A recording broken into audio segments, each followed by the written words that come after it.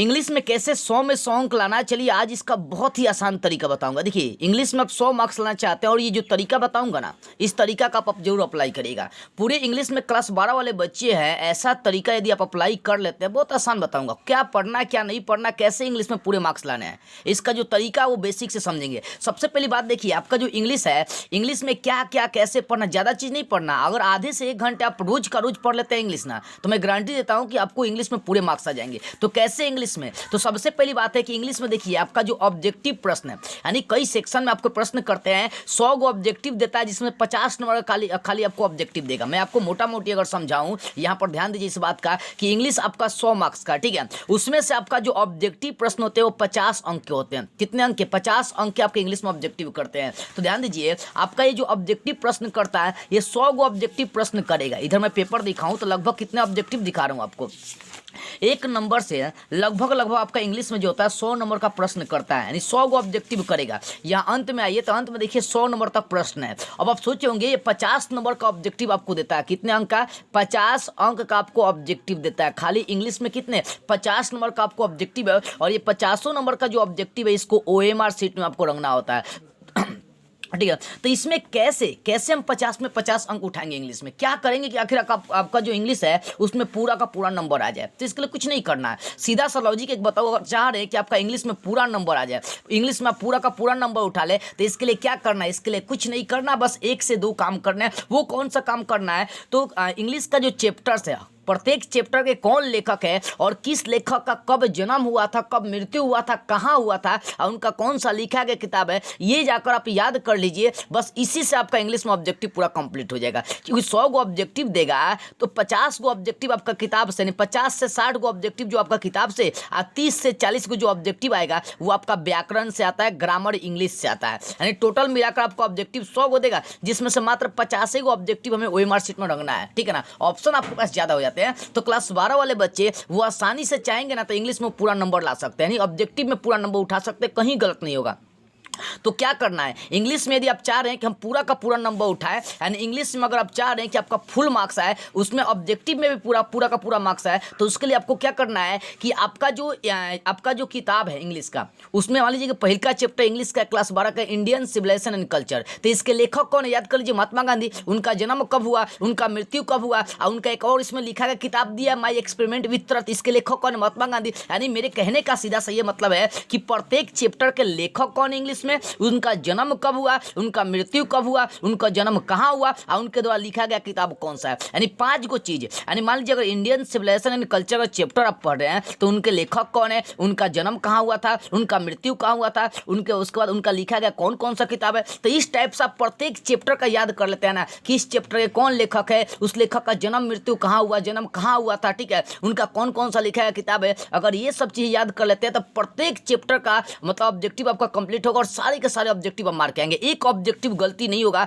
मैं 100% आपको गारंटी देकर कह रहा हूं, एक भी ऑब्जेक्टिव आपका गलती नहीं होगा। मुझसे लिखवा लीजिए, लिखित ले लीजिए, ठीक है ना। अब आप सोचेंगे सर आप खुद तैयार करके दे दीजिए, तो कल मैं एक वीडियो लाऊंगा, उसको जरूर देखिएगा। प्रत्येक चैप्टर का लेखक कौन, उनका जन्म मृत्यु कब हुआ था, वो मैं आपको दे दूंगा। तो उस वीडियो को जरूर देखिएगा, सारे के सारे ऑब्जेक्टिव कंप्लीट हो जाएंगे। तो अगर आप अपने से भी प्रत्येक चैप्टर का लेखक, उनका मृत्यु, उनका जन्म कहाँ हुआ था, उनका लिखा गया किताब कौन है, याद कर लेंगे तो ये 50 नंबर का ऑब्जेक्टिव आपका कंफर्म हो जाएगा, ठीक है। अब देखिए ऑब्जेक्टिव तो आपको समझ में आएगी कैसे हल करना, कहाँ से करना, ठीक है। अब आते हैं कि अब जो लॉन्ग क्वेश्चन आता है वो क्या क्या पूछता है। देखिए लॉन्ग क्वेश्चन में सबसे पहले आपको 8 नंबर का जो है वो इसे करता, बोला ना, राइट एन इसे on any one of the following in about 150 से 200 वर्ड। यानी इसे मतलब होता है निबंध। इंग्लिश में निबंध आपको लिखने के लिए देगा, कितने नंबर का? 8 नंबर का इंग्लिश में निबंध लिखने के लिए देता है। तो आखिर कैसे इंग्लिश में निबंध लिखेंगे, कैसे? देखिए मैं पहले भी पढ़ा चुका हूं। देखिए इंग्लिश में जो लॉन्ग क्वेश्चन आता है वो क्या क्या आएगा। पहले तो ऑब्जेक्टिव 50 नंबर कंफर्म होता है, उसमें इसे पढ़ना 8 नंबर का, एक्सप्लेन करने वाले प्रश्न आपको 8 नंबर का देता है।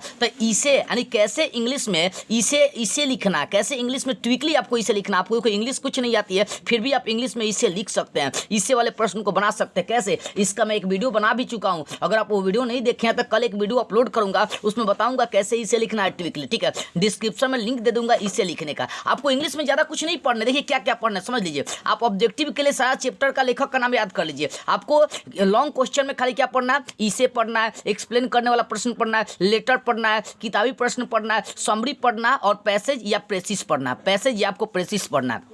यानी कहने का मतलब हो गया कि ऑब्जेक्टिव आपको 7 टाइप के प्रश्न पढ़ने हैं। एक ऑब्जेक्टिव के लिए पूरे लेखक लेखिका का नाम याद कर लीजिए, इसे, एक्सप्लेन, लेटर, बुक्स, समरी और प्रेसिस या पैसेज पढ़ने हैं, ठीक है। आगे यहाँ पर आते हैं तो कैसे आपको इंग्लिश में इसे लिखना है, इसका लिंक डिस्क्रिप्शन में दूंगा, जाकर देख लीजिएगा। आप इसे लिखना सीख लीजिए, 8 नंबर कंप्लीट हो जाएगा। उसके बाद आगे आते हैं तो आगे आपको एक्सप्लेन करने वाला प्रश्न देता है और ये 8 नंबर का एक्सप्लेन करने वाला प्रश्न आता है। देखिए दो, एक प्रोज सेक्शन से देगा, एक प्योरिटी सेक्शन से देगा। और एक्सप्लेन करने वाला प्रश्न कैसे हल करना होता है इसका भी ट्रिक मैं बता चुका हूं, उसका वीडियो लिंक दे दूंगा डिस्क्रिप्शन में, जाकर जरूर देखिएगा। ये एक्सप्लेन करने वाले जो प्रश्न आपको 8 नंबर का देता है, आपको ट्रिक से ही बताया गया था कैसे एक्सप्लेन करना है। यानी आपको एक इसे पढ़ लेना है इंग्लिश में, एक एक्सप्लेन करने का तरीका जान लेना है, ठीक है। तो इस तरह से आपका 8 16 नंबर का लॉन्ग प्रश्न कंप्लीट हो जाएगा। अगर आगे आते हैं तो आगे आपको 5 नंबर का लेटर देता है लिखने के लिए, यहाँ पर दिया है ना, ये 5 नंबर का लेटर बोल रहा है। क्या बोल रहा है, write a letter to your friend, बोला है कि उसके बाद congratulating him on his success in a NEET competitive exam.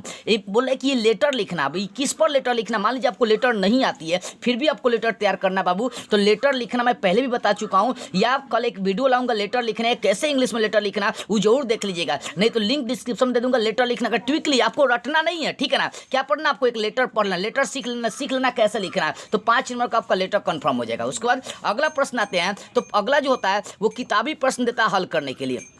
क्या देगा, किताबी प्रश्न बोला कि answer any 5 of the following in about 40 से 50 वर्ड, यानी 40 से 50 वर्ड में किन्हीं 5 पर 10 गो प्रश्न दिया, ध्यान दीजिए।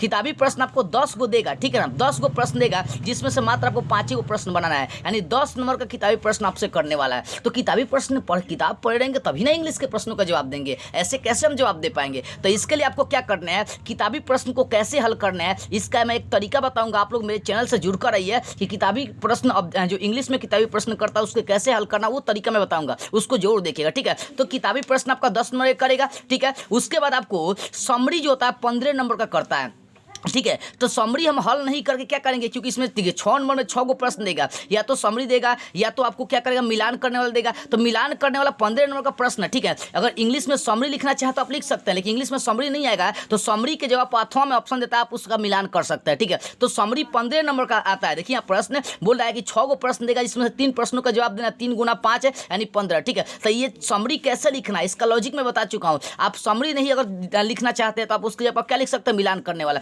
मिलान करने वाला ये 5 नंबर का हो गया। आप फिर इधर भी आपको एगो मिलान करने वाला देता है, ध्यान दीजिए, यानी 10 नंबर का मिलान करने वाला देगा। और समरी चाहेंगे तो आप एक समरी लिख सकते हैं, तो समरी के जवाब आप या तो मिलान करने वाला बना सकते हैं, 2 मिलान करने वाला 10 नंबर का हो जाएगा, 5 नंबर और बचेगा। तो 5 नंबर में आप समरी भर सकते हैं, चाहे ओल्ड इंग्लिश चाहे फ्यूचर इंग्लिश के बारे में आप बोल सकते हैं, ठीक है। अगर नहीं आती है तो मिलान करने वाले जो मैं शुरू में बोला आपको लेखक लेखिका का नाम आप याद कर लीजिए, उनका जन्म कब हुआ था, मृत्यु कब हुआ था, उससे आपका ऑब्जेक्टिव भी कंप्लीट होगा, ये 10 नंबर का मिलान करने वाला प्रश्न भी कंप्लीट हो जाएगा। अब देखो इंग्लिश में समरी कैसे लिखना है इसका भी बहुत जल्दी एक वीडियो लाने वाला हूं, अगर आप नहीं देखे होंगे तो जाकर देख लीजिए, पहले भी इसका एक समरी लिखने का तरीका बताया था, ठीक है।